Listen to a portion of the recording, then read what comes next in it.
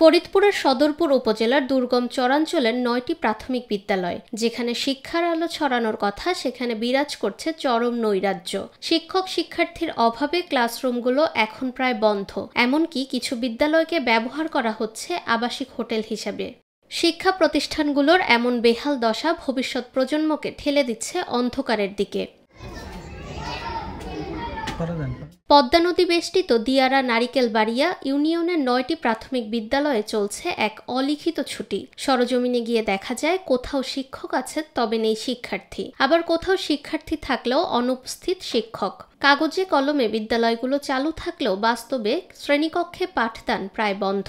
দেখা যায় শিক্ষকরা সপ্তাহে মাত্র ২-১ দিন স্কুলে আসেন এবং দুপুর ১টার মধ্যেই ছুটি দিয়ে চলে যান। এর চেয়েও উদ্বেগের বিষয় হলো এলাকার কিছু বিদ্যালয় ভবনের শ্রেণীকক্ষ ভাড়া দেওয়া হয়েছে আবাসিক হোটেলের আদলে। আমি ক্লাস 1-এ ভর্তি ছিলাম, পরে 3-4 দিন পড়ছিলাম, পরে আর আহেনা দেখছি, একদিন আসলে 3 দিন আসে। তারপরে তো মাদ্রাসায় ভর্তি হয়েছি। ওই যে এরকম আসে না, এমনি মাদ্রাসায় নিয়ে ভর্তি হয়েছি। পোলাহান কয়দিনে এনে পড়ান যায়, এনে হেসমেট আমরা ডাইরেক্ট দেই না কোনো পোলাহান, আমরা মাদ্রাসায় দিছি। কারণ পড়ালেখা না হইলে আমাকে তোর পড়ালেখার দরকার, এমনি আমরা মাদ্রাসায় দিয়ে দিছি, বুঝছেন, আমরা এনে রাখি। আপনার পোলাহান যাবে কি নিয়ে ই তো আনা হতো মাস্টার আনা হতো, মাস্টার আহি না, মাস্টার মনে করে 1 মাসের মধ্যে আগে ওই যে 2-1 গুলা হইতো, ওই যে চেয়ারম্যানের বাড়ির কুসুম মাস্টার হইতো, ওখানে আহি না। তো পোলাহান আইবে কিন্তু পোলাহান করবো না বুঝলি, এদিকে সব পোলাহান মনে মাদ্রাসা বোর্ডে ভর্তি করে দিছি। মাসে 1500-2000 টাকা দেয়, খাওয়ানো যায় দেয়, করবো কি? শিক্ষক না হলে বেটারা আমরা যে মাদ্রাসা ওই যে স্কুলে যায় প্রতিদিন ঘুরিয়া হোম, এদিকে আহ না, এদিকে হওয়া পোলাহান মনে জায়গা জায়গা ভর্তি করে দিছি।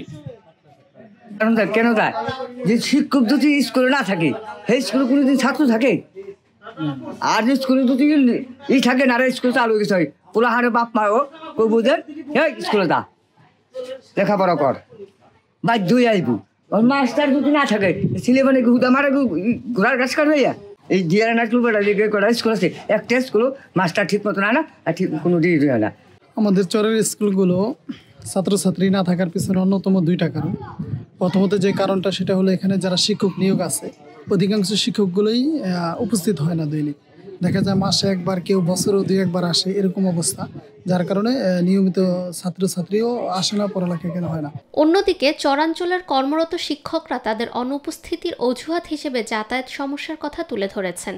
তাদের দাবি, নদীপথে যাতায়াতের সমস্যা এবং চরের দুর্গমতার কারণে নিয়মিত বিদ্যালয়ে আসা তাদের পক্ষে কঠিন হয়ে পড়ে। শিক্ষকরা জানান, মূলত নৌযোগাযোগের সমস্যাই তাদের দ্রুত বিদ্যালয় ত্যাগ এবং প্রায়শই অনুপস্থিত থাকার প্রধান কারণ। এখন তো আসলে ব্রেক, মর্নিং শিফট ছুটি হয়ে গেছে, আর আমরা চরের স্কুল হিসেবে 3, 4, 5 এর স্টুডেন্ট খুবই অপ্রতুল, মানে কম। তারপরেও 3 উপস্থিত আছে 3 জন, ওরা ব্রেকে গেছে।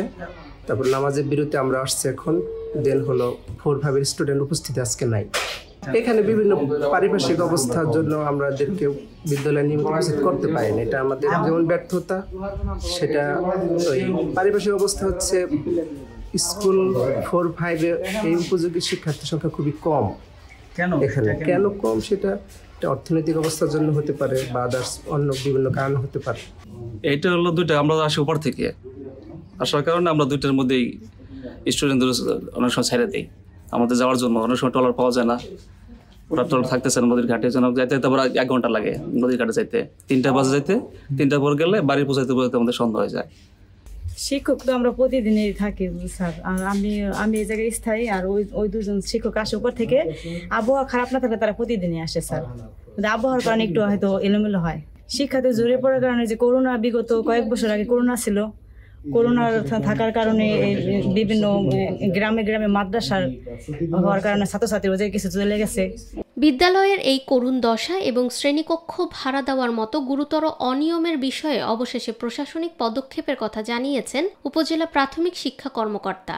তিনি জানান, এই অভিযোগের তদন্তের জন্য 3 সদস্য বিশিষ্ট একটি কমিটি গঠন করা হয়েছে।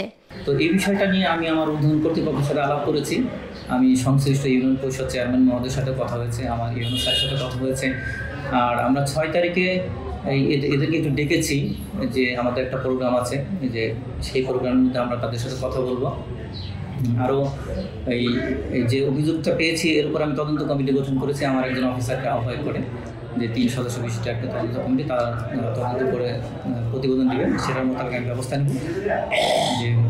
যে আমার যেহেতু স্কুলগুলো আছে, স্কুলগুলো ভালো মতো চলার জন্য আমি মোটামুটি তাদেরকে নিয়ে আমি তাদের একটা মত বিনিময় সভা করব, যে ওখানে সংশ্লিষ্ট ইউনিয়ন পরিষদ চেয়ারম্যানকে নিয়ে কথা বলো, আর এখানেও আমি ইউনো স্যারকে নিয়ে আমি একটা মত বিনিময় সভার আয়োজন করার এই প্ল্যান নিয়েছি।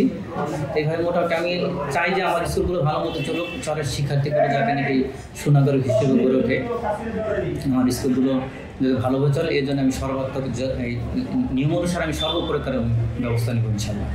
শিক্ষকদের অজুহাত আর প্রশাসনের আশ্বাসের বেড়াজালে বন্দি 9টি বিদ্যালয়ের শত শত শিশুর ভবিষ্যৎ। শুধু তদন্ত আর বৈঠক নয়, দ্রুত কঠোর পদক্ষেপই পারে এই চরাঞ্চলের শিক্ষার অধিকার নিশ্চিত করতে।